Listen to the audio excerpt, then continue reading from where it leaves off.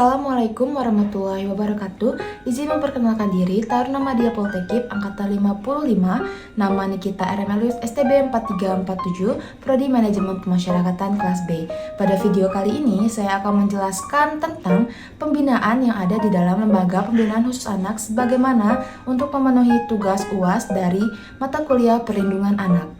Mungkin masih banyak dari kita yang belum mengetahui kehadiran dari LPKA sendiri atau Lembaga Pembinaan Khusus Anak.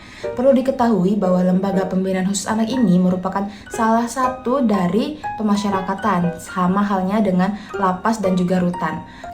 Sama seperti unit pelaksana teknis lainnya, LPKA sendiri juga memiliki tujuan sistem pemasyarakatan di mana untuk memberikan pembinaan kepada ABH atau anak yang berhadapan dengan hukum agar mereka dapat diterima lagi menjadi bagian dari masyarakat, di mana tujuan sistem pemasyarakatan seperti yang kita ketahui adalah melakukan pulihnya kembali kesatuan hubungan antara hidup, kehidupan, dan juga penghidupan. Karena pada kali ini saya akan membahas pembinaan yang ada di LPKA, perlu diketahui bahwa setiap anak memiliki hak-haknya masing-masing. Begitu pula dengan ABH, di mana tercantum dalam KHA atau Konferensi Hak-Hak Anak yang menyatakan bahwa setiap anak itu berhak mendapatkan hak-haknya. Adapun hak-hak yang diatur dalam Konvensi Hak-Hak Anak adalah sebagai berikut.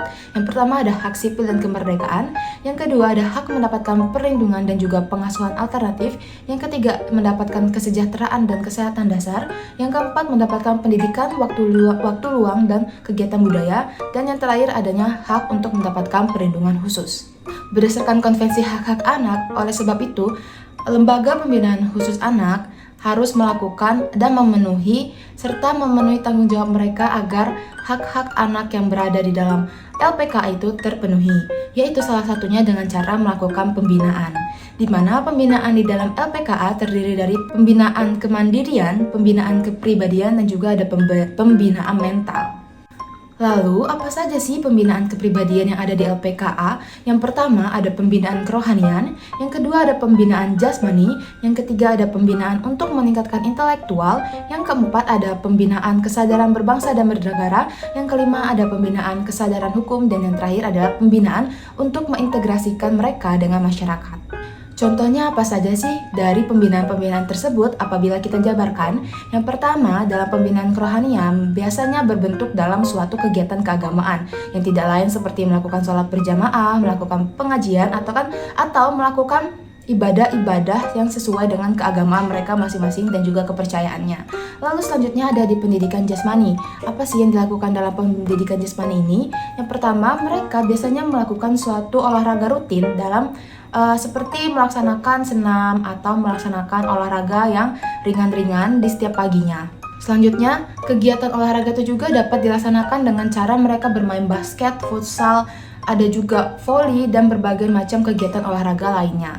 Yang selanjutnya, dalam meningkatkan pembinaan intelektual, mereka biasanya mendapatkan suatu pendidikan, baik pendidikan formal, non-formal, maupun informal.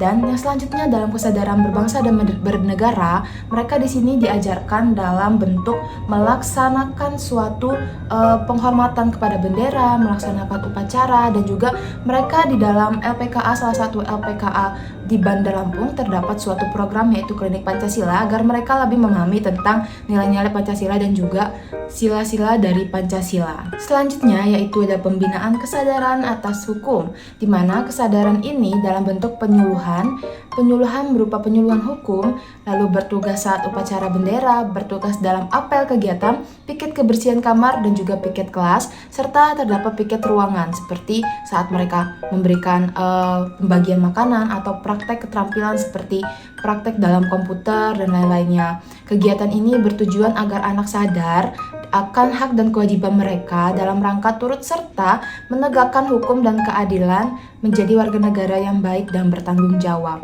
Lalu yang terakhir dari pembinaan kepribadian yang terdapat di LPKA yaitu mengintegrasikan diri dengan masyarakat, di mana program ini dalam bentuk persami atau perkemahan Sabtu Minggu, lalu juga terdapat pameran seni budaya, family gathering, olahraga persahabatan, dan juga melakukan penyuluhan atau sosialisasi, perlombaan atau pertandingan yang dilaksanakan di luar lembaga pembinaan khusus anak.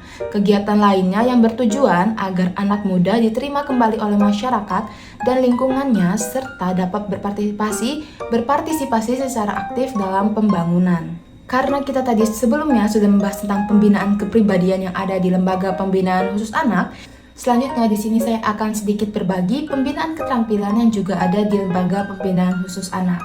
Yang pertama, terdapat program pembinaan keterampilan di bidang seni dan olahraga, di mana dalam bentuk seperti adanya menari, bermain musik, melukis, menyanyi, membuat puisi, seni drama, drum band, karawitan atau gamelan, paduan suara, dan kegiatan lainnya yang bertujuan untuk menggali potensi anak yang berhadapan dengan hukum agar mereka lebih mengembangkan kemampuan di bidang seni yang berpotensi untuk membentuk karakter positif pada diri anak. Selain itu, seperti yang tadi sebelumnya kita jelaskan bahwa dalam kegiatan keterampilan olahraga ini mereka tuh dilatih dan terus ditingkatkan tentang kemampuan olahraga yang mereka miliki.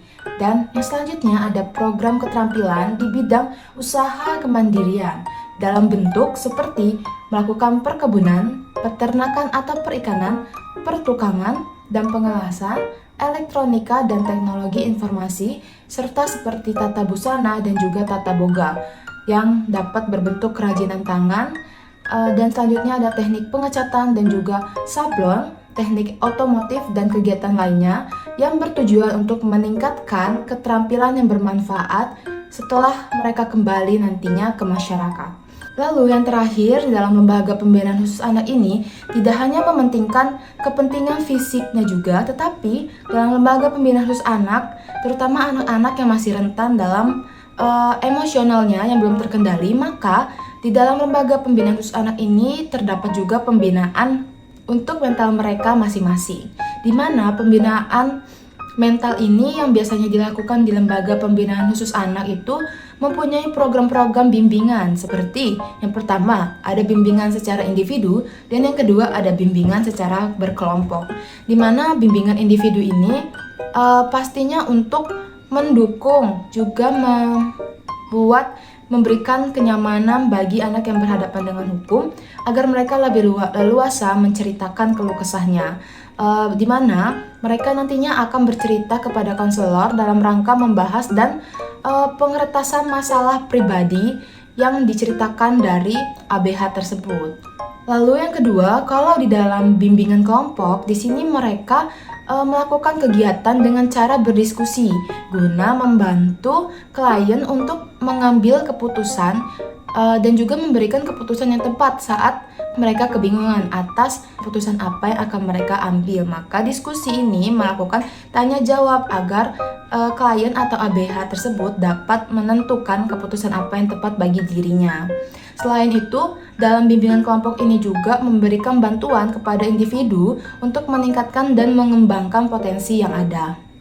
Selanjutnya, dalam menerapkan pembinaan mental ini di LPKA, khususnya di LPKA kelas 2 Bandar Lampung ini, mereka menerapkan teknik-teknik asesmen yang dimana terbagi menjadi dua, yaitu asesmen teknik tes dan juga teknik non-tes. Dalam asesmen teknik tes ini, mereka melakukan pengukuran psikologis dengan menggunakan alat tes yang terstandar seperti tes kecerdasan, tes bakat, dan tes minat, serta tes kepribadian. Sedangkan dalam tes asesmen non-tes tersebut terdiri dari yang pertama melakukan observasi langsung kepada ABH, yang kedua wawancara, selanjutnya melakukan kuesioner, lalu ada autobiografi, melakukan daftar cek masalah, dan yang terakhir adalah mencatat secara kumulatif. Baiklah, karena di sini saya membahas tentang pembinaan yang ada di LPKA dan sudah saya jelaskan semuanya, walaupun mungkin masih terdapat kekurangan, tapi saya berharap semoga kita semua dapat bersama-sama belajar dan juga menambah ilmu kita. Jadi jangan lupa untuk saling berbagi informasi selama dalam hal positif Dan jangan lupa untuk terus memantau kegiatan pemasyarakatan yang pastinya tidak kalah seru dan informatif. Sekian dari saya ucapkan terima kasih. Wassalamualaikum warahmatullahi wabarakatuh.